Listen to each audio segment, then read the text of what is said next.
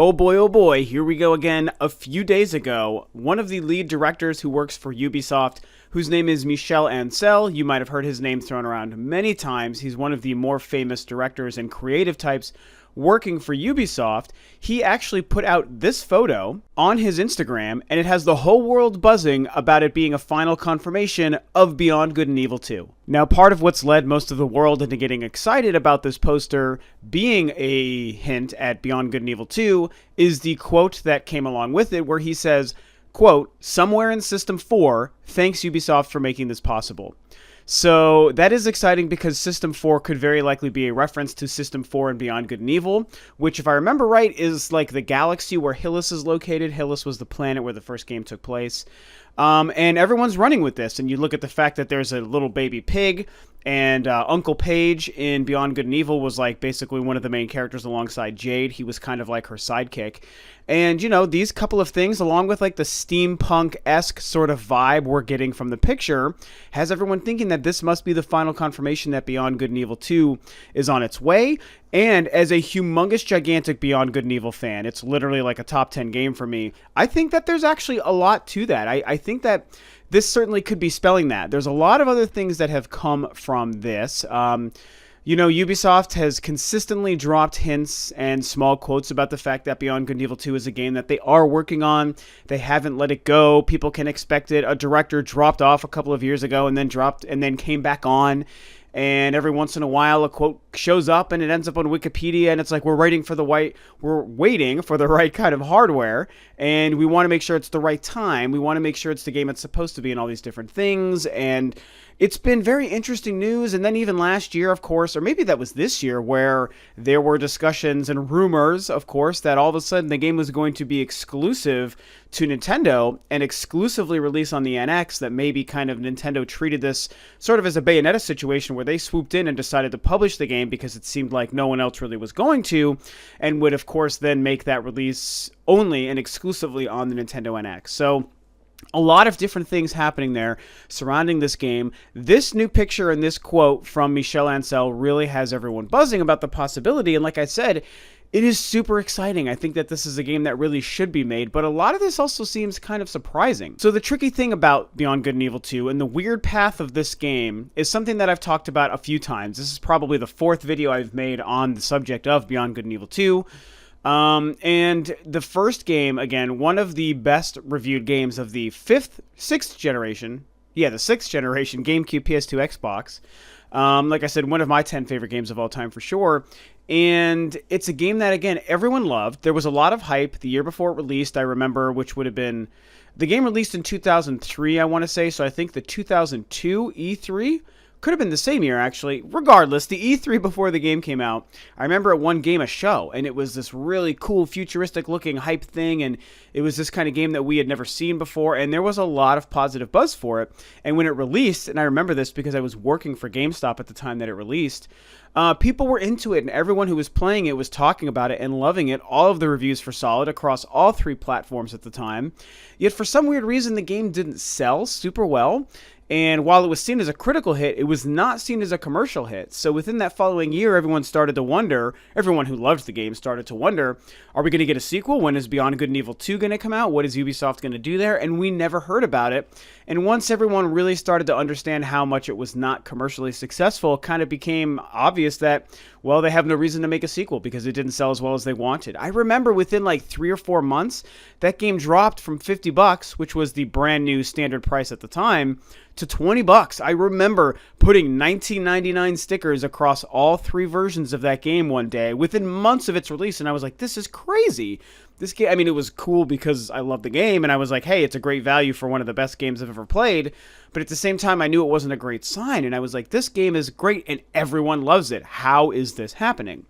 So when you consider Ubisoft looking to make a sequel to Beyond Good and Evil, considering the fact that the first wasn't a huge success, you have to wonder, well, who was going to pay for it? Who wanted to risk making a sequel to a game that they weren't sure if people were going to buy because no one really supported that first one? And so that's when you get the Nintendo theory coming in, that maybe Nintendo said, hey, we're willing to take the risk. We want to support this game, and we're willing to make this exclusive to our consoles so that we can get it to release. We will publish and pay for it. And what's tricky about that for me is that it almost feels like wishful thinking. Like, I want that to be true so badly. And I think a lot of people want it to be true so badly that it just becomes an obvious rumor to throw out into the wild and let people run with and get people excited. And it does get me excited. I mean, for what it's worth, I don't care what platform the game releases on. I don't need it to release exclusively for the NX. It could release on, I've said this before, it could release on like the original Game Boy, and I would still be like, oh my god, yes, this game finally exists. I don't care if it's PS4, Xbox 360, PlayStation 1, Nintendo NX, 3DS. I don't give a shit. It can go on anything, and it's like, at least this game gets released. But when it comes to, you still want to talk about the idea of Nintendo making it exclusive to the NX for a near launch game or within the first year, I mean, obviously that would make me so happy. Nintendo's my favorite company, so I'd love to see these two come together to be exclusive. But, I mean, even if it was a multi-platform release, I say bring it on. But, like I was saying, this just feels almost like a too good to be true scenario. Now, as far as the picture, I want to touch on the picture kind of one last time. And there was another quote that I believe the CEO of Ubisoft, Yves Guillemot, actually made about the game recently. And I'm on GameSpot here, and there's a very, very interesting quote.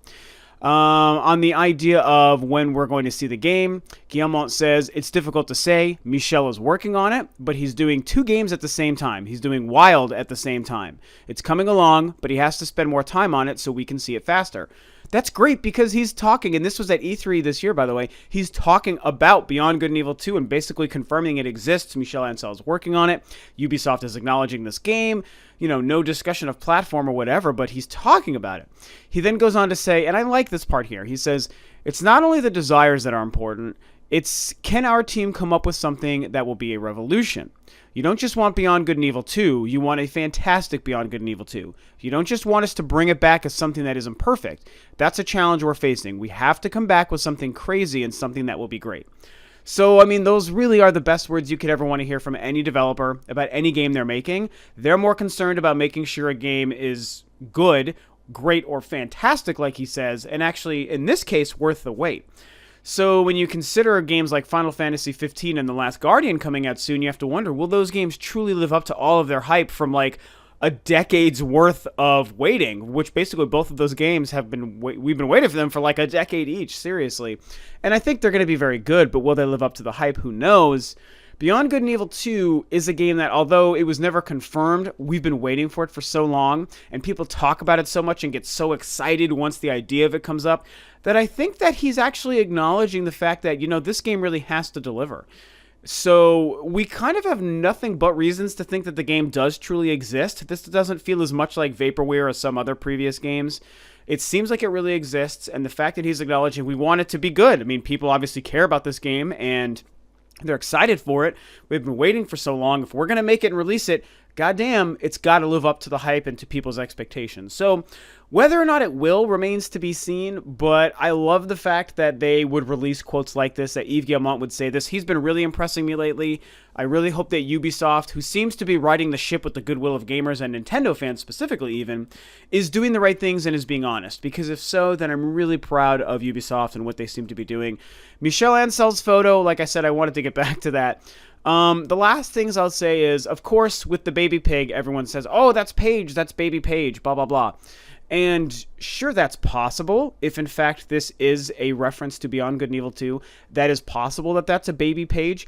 But I don't want it to be a baby Pey'j because then it means we're going into prequel territory. And I'm sick of prequels, man. The only prequels I like are the Star Wars prequels. God damn it. I'm over all other prequels. It's like everyone needs to stop doing that idea. I want to see a sequel to what happens at the end of the first Beyond Good and Evil, especially because we see that Pey'j has the alien infection at the very end of the game with his hand. They hinted at, oh, some big shit's about to go down. We'll see you next time kind of thing. And Pey'j is such a wonderful, likable, endearing character, and that game works so hard to make you love him and want him to be okay, and he's like your best friend because he's Jade's best friend.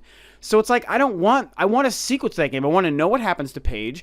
I'd like to think that this could be like Pey'j's child. This could be like a baby that he's had, or a friend, or something totally different, maybe obviously the same race. I'd like something like that to be happening. This human male character, I don't know what the deal with him is. I got to tell you what though, Jade better be in this game. I would be so pissed if there was no Jade. I'd still be happy with the game releasing, but we got to have Jade. So this could be, you know, some people talk about it's Jade's dad or whatever, and that would be great. I would almost like it to be a different character. You know, I'd like this pig to not be Pey'j as a baby. I want this character to be somebody else, you know, like aside from Jade. I want Jade to be in the game, and I want this game to be a sequel. Those would be all my perfect requests. But at the end of the day, I'm not going to make demands. I just want this game to release. Whatever vision Michel Ancel and Ubisoft have for the game would be fine. So if this is Jade's father, and if that is Pey'j as a baby and it's a prequel, I would still very happily accept it. So I don't know, man. It's going to be really interesting to see. I love that this stuff is happening right now. It's so exciting. Does it mean what we think is Beyond Good and Evil 2 finally going to happen? I think maybe. Just maybe. But let's not jump ahead of ourselves. Let's wait until Ubisoft finally decides to show it. If it's exclusive for the NX, you can bet that we're going to see it at the NX reveal. But that's something else I wouldn't get my hopes up too highly on, because we really just don't know. Nintendo's being so mysterious, so it's going to be really hard to count on Beyond Good and Evil 2 showing up at that event. So I guess we will see. What do you guys think about this photo? Are there any Beyond Good and Evil fans out there with knowledge of the game who can kind of speculate and theorize with what this picture means alongside of my theories? Or, I don't know, what do you guys think? Are we going to see it at the NX reveal? Are we going to see it ever? Or are we going to see it never? Tell me your thoughts on this picture and Beyond Good and Evil 2. Thanks, of course, as always, for tuning in, guys. This is Rob of Rule of Two Review, and I'll catch you guys next time on another video.